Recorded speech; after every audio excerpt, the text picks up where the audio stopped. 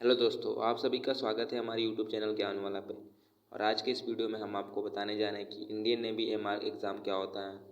तो आज के इस वीडियो में हम आपको एमआर क्या है इसके बारे में बताएंगे, उसकी क्वालिफ़िकेशन क्या होती है उसके बारे में बताएंगे, एग्ज़ाम पैटर्न कैसा होता है इसके बारे में बताया जाएगा, सिलेक्शन प्रोसेस कैसा होता है इसके बारे में बताया जाएगा, इसमें कौन कौन सी पोस्ट है और इसका सिलेबस क्या है इसके बारे में डिस्कस किया जाएगा। तो आइए सबसे पहले एमआर क्या है इसके बारे में हमको बता देते हैं। तो आपको बता दें कि एमआर का जो फुल फॉर्म होता है उसको मैट्रिक रिक्रूट कहा जाता है। ये इंडियन नेवी में भर्ती होने के लिए एक एग्ज़ाम होता है। तो एमआर जो है उसका फुल फॉर्म होता है मैट्रिक रिक्रूट, और ये इंडियन नेवी में भर्ती होने के लिए एक तरीके से एग्ज़ाम होता है। अब आगे चलते हैं, इसकी एजुकेशन क्वालिफ़िकेशन क्या है इसके बारे में आपको बताते हैं। तो जो इंडियन नेवी एमआर की जो एजुकेशन क्वालिफ़िकेशन है वो इस प्रकार है। आपको सेंट्रल और स्टेट गवर्नमेंट मीन्स राज्य और केंद्र सरकार के किसी भी बोर्ड से आपको 10th पास होना अनिवार्य है। मीन्स अगर आप क्लास 10th पास है किसी भी सेंट्रल या गवर्नमेंट स्टेट गवर्नमेंट बोर्ड से, तो आप इसके लिए अप्लाई कर सकते हैं। मीन्स आपको इसको अप्लाई करने के लिए 10th पास होना अनिवार्य है। और इसका एज के बारे में बता दें, मीन्स इसकी एज लिमिट के बारे में बता दें तो ये मिनिमम 17 साल होता है और जो मैक्सिमम एज है वो 20 साल का होता है। मीन्स अगर आपका एज 17 से लेकर 20 साल के बीच में है तो आप इस एग्ज़ाम के लिए भर सकते हैं, अप्लाई कर सकते हैं। लेकिन अगर आपका एज इससे आगे या पीछे है तो आप इस एग्ज़ाम के लिए नहीं भर सकते हैं। और अब आगे चलते हैं, इसके पोस्ट के बारे में बता देते हैं कि इस इंडियन नेवी एग्ज़ाम में कौन कौन से पोस्ट अगर आप क्वालिफाई कर देते हैं तो कौन कौन सी पोस्ट भर्ती होती है, इसके बारे में आपको डिस्कस कर देते हैं।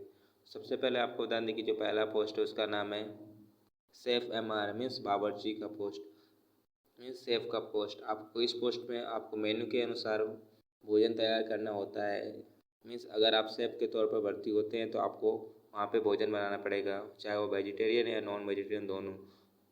मीन्स वेजिटेरियन और नॉन वेजिटेरियन दोनों प्रकार के भोजन आपको तैयार करना होगा अगर आप सेफ के पोस्ट पे भर्ती होते हैं तो। आगे चलते हैं, दूसरा पोस्ट आपको बता दें स्टेवार्ड का। स्टेवार्ड का जो पोस्ट है इसमें आपको आपको अधिकारियों के मेज़ पर भोजन परोसना होगा और अन्य कार्य करने होते होंगे। मीन्स अगर आप स्टेवार्ड की पोस्ट पर भर्ती होते हैं तो आपको अधिकारी के मेज़ पर भोजन परोसना होगा। अब आगे चलते हैं, जो तीसरा पोस्ट है वो है सैनिटरी हाइजीनिस्ट का। इस पोस्ट में आपको वाशरूम और अन्य क्षेत्रों में स्वच्छता बनाए रखने के लिए भर्ती किया जाता है। मीन्स अगर आप सैनिटरी हाइजीनिस्ट के तौर पर भर्ती होते हैं तो आपको वाशरूम और अन्य क्षेत्रों में स्वच्छता बनाए रखने का कार्य मिलेगा। अब आगे चलते हैं, इसके सिलेक्शन प्रोसेस के बारे में बता देते हैं कि इसका सिलेक्शन प्रोसेस कैसा होता है। तो आइए स्टार्ट करते हैं। तो जो इसका सिलेक्शन प्रोसेस होता है तो उसमें सबसे पहले सीबीटी एग्ज़ाम होता है, means computer based test exam होता है। अगर आप कंप्यूटर बेस्ड टेस्ट में सीबीटी एग्ज़ाम क्वालिफाई कर लेते हैं तो आपको फिजिकल के लिए बुलाया जाता है, जिसको फिजिकल फिटनेस टेस्ट बोला जाता है। मीन्स ये दोनों एग्ज़ाम होते हैं, पहला सीबीटी एग्ज़ाम, उसके बाद आपको फिजिकल के लिए बुलाया जाएगा। ये होता है सिलेक्शन प्रोसेस।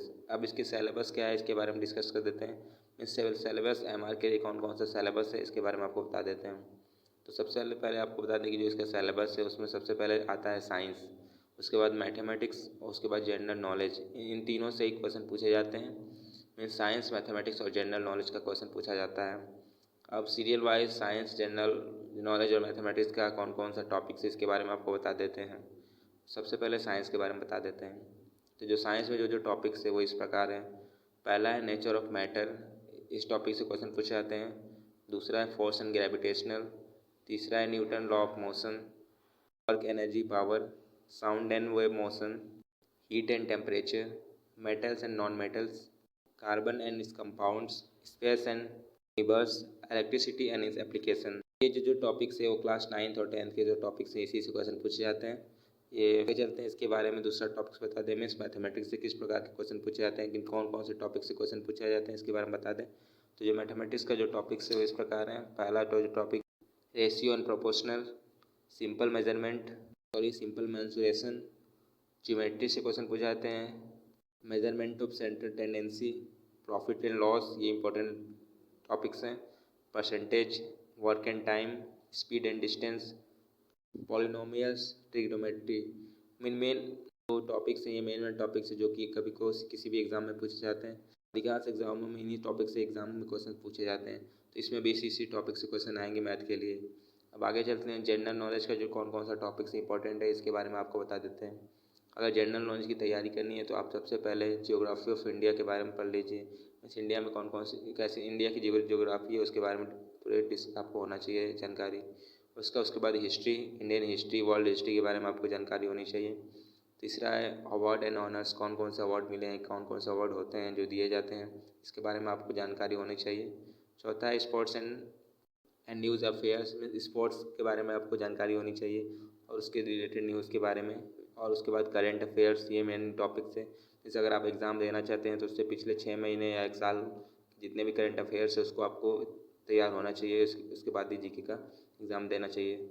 उसके बाद इंडियन नेवी के न्यूज़ और फैक्ट्स, इंडियन नेवी में कौन कौन से कैसे कैसे फैक्ट्स हैं और इसके बारे में नॉलेज होनी चाहिए। थोड़ा मोड़ा नॉलेज रहेगा सही रहेगा, इसके केस से क्वेश्चन पूछे जा सकते हैं।